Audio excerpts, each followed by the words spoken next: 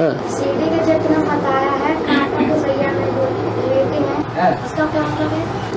Student, it is said in the picture of the ladder, he is lying on the bed of thorns. What does it mean?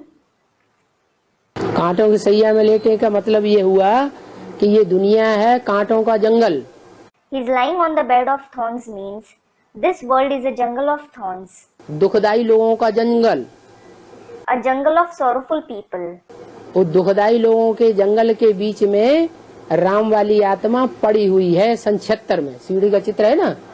In 1976, the soul of Ram is lying amidst a jungle of sorrow-giving people. There is the picture of ladder, isn't there? Student, yes. ये कौन, ये जो नीचे दिखाया गया 40 वर्ष का संगम युग लिखा है, ये 40 वर्ष का संगम युग कौन से साल में पूरा हुआ? Here, below, the confluence age of 40 years is shown. Is it written? In which year did this confluence age of 40 years end? Baba points at it. अरे ये जहाँ लिखा है 40 वर्ष 76 में पूरा हुआ। Array, here where it is written 40 years. Student, 1976.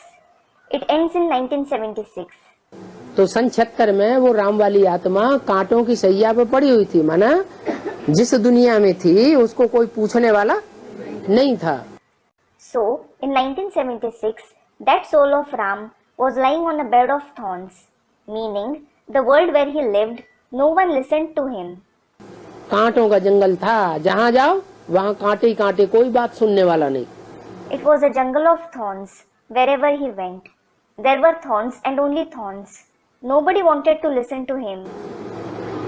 तुलसी गरीब निवाज की कोई न पूछे बात। It means no one listens to Tulsi, an Indian poet, the patron of the poor ones. क्या? What?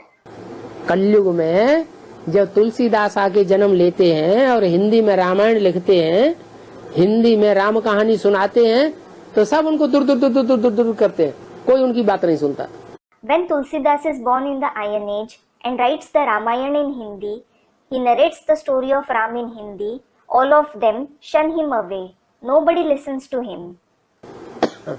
तो ऐसे ये कलयुग के अंत में शूटिंग होती है, रिहर्सल होती है। So similarly, this shooting takes place in the end of the Iron Age. Rehearsal takes place. Ram वाली आत्मा ब्राह्मणों की दुनिया में चारों तरफ चक्कर काटती है और कोई उसकी बात नहीं सुनता। The soul of Ram tours everywhere in the world of Brahmins and nobody listens to him. तो दिखाया गया कांटों की सैया पे पड़ा हुआ है। So, it is shown in the picture that he is lying on a bed of thorns.